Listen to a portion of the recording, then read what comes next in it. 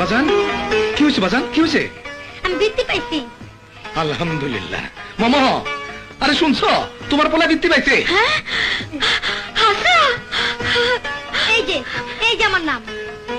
ওকে তুমি যদি শহরের কোন স্কুলে রেখে পড়াতে পারতে, ও আমাদের গ্রামের মুখ উজ্জ্বল করত।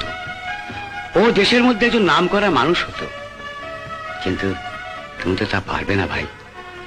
শহরে রেখে লেখাপড়া করাতে অনেক খরচ লাগে। কত টাকা লাগবে? ভর্তি করতে 1000 টাকা, মাসে মাসে 500 টাকা। সে অনেক টাকার ব্যাপার। আমি খাই না খাই, আমার রাজু শহরের স্কুলে পড়বো।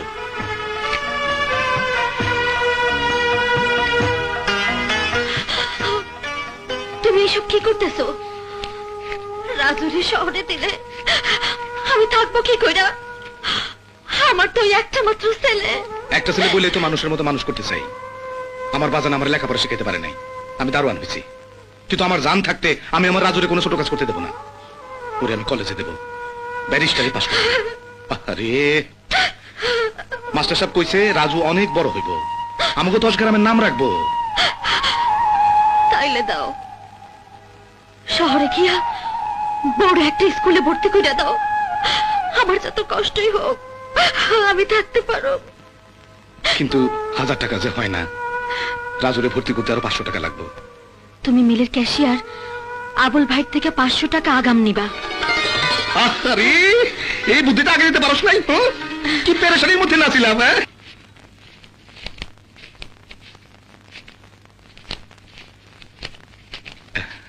আবুল ভাই, আমার যে 500 টাকা দরকার। অ্যাডভান্স? হ্যাঁ।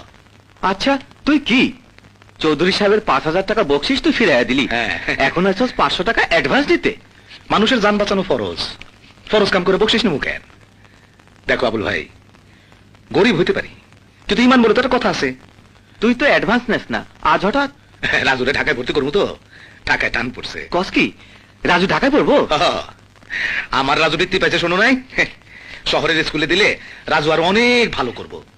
এই নে টাকাটা দিয়া খুব উপকার করল আবুল ভাই। যাই, দোয়া করো আমার রাজুর জন্য। হ্যাঁ।